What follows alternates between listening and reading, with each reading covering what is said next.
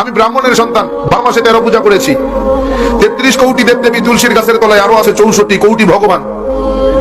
আমি 21 বছর গবেষণা করে বেদ, পুরাণ, রামায়ণ, মহাভারত, জেন্দাবেস্তা, স্মৃতি, শ্রুতি, মনুসংহিতা, শ্রীমদ ভাগবত গীতা, রাজভোগ আর কালীভোগ ছাড়াও অসংখ্য কিতাবাদির উপরে, সংস্কৃত ভাষার উপরে পাণ্ডিত্য অর্জন করে ডিগ্রি নিয়ে 44,441 খানা মন্ত্র পড়ে 30,000 মন্ত্র মুখস্থ করে দেখলাম তাদের ধর্মগ্রন্থে কোথাও নেই তার কোনো প্রমাণ।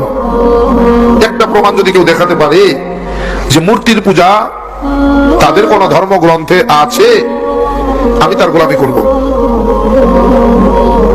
একটা মন্ত্র যদি দেখাতে পারে, তাদের বেদ বলে না আসতে প্রতিমা আসতে, আমি সৃষ্টিকর্তা ঈশ্বরের কোন প্রতিমূর্তি নাই, প্রতিছবি নাই, আকার নাই, আকৃতি নাই, আমাকে দেখা যায় না, ধরা যায় না, ছোঁয়া যায় না, আমি লাল, নীল, হলুদ নাকি সবুজটা বুঝাবো। কিন্তু এরপরেও কি তাদেরকে মানাতে পারবো? এরপরেও কি তারা ছাড়বে? কয় পাইছো কই, কয় বাপদাদাই করছে তাই।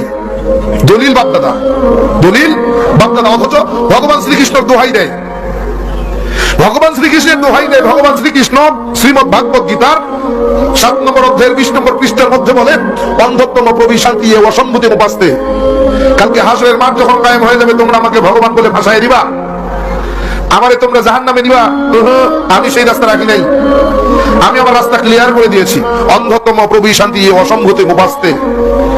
অন্ধকারের পূজা, মূর্তির পূজা, গাছের পূজা, মাছের পূজা, আগুনের পূজা তারাই করে যারা অন্ধকারের মধ্যে ডুবে রয়েছে, যাদের ভিতরে কোনো আলো পৌঁছায় নাই, যারা এখনো আলোর মুখ দেখে নাই, তারাই কেবল গাছের পূজা, মাছের পূজা, আগুনের পূজা, পানির পূজা করে। আর যারা আলো দেখেছে, হেদায়েত পেয়ে গিয়েছে, নূর দেখেছে, তারা তা করে না। কেমনে বুঝাবেন ওরে? ভাই, ইসলাম কিন্তু এমনি গ্রহণ করি নাই, যাচাই বাছাই করে গবেষণা করে তারপরে মুসলমান হয়েছে।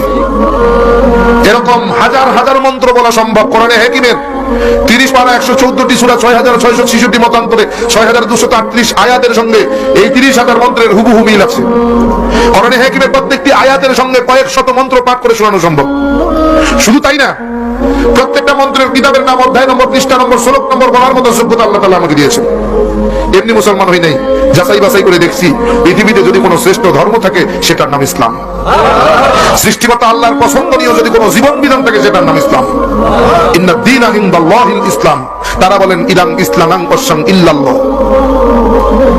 তাদের ধর্মগ্রন্থ বলে ইদাং ইসলামাং ওয়াশাং ইল্লাল্লাহ। ইদাং হলো দ্বীন, ইসলামাং হলো ইসলাম, ওয়াশাং হলো পছন্দনীয় বা পছন্দ করা, ইল্লাল্লাহ হলো সৃষ্টিকর্তা। বোঝা গেল সৃষ্টিকর্তার পছন্দ করা ধর্মের নাম কি? জানতে পারলাম সূরা ইখলাসে আছে কুল হু আল্লাহু আহাদ, বলো আল্লাহ এক ও অদ্বিতীয়। আর ঋগ্বেদে আছে একং ব্রহ্ম দ্বিতীয়ং নাস্তি নেহেনা নাস্তি কিঞ্চং। সৃষ্টিকর্তা মাত্র একজন, ওই দ্বিতীয় কেউ নেই, কিঞ্চিত পরিমাণেও নেই। তখন আমার মাথায় চিন্তা আসলো যে সৃষ্টিকর্তা যে একজন, কিন্তু আমরা তো অনেক ধরনের মূর্তির পূজা করি, তাহলে এগুলো কোত্থেকে আসলো? অথচ বেদে আছে নাচ্চি কাচ্চি জাদিতা না জাদিপা নাস্তি প্রতিমা আস্তি। সৃষ্টিকর্তার কোনো প্রতিকৃতি নেই, কোনো ছবি নেই, কোনো মূর্তি নেই, কোনো ফটোগ্রাফি নেই, কোনো আইডলস নেই। তাহলে আমরা কেন এই ভ্রান্তিক বিষয়গুলো নিয়ে পড়ে থাকবো?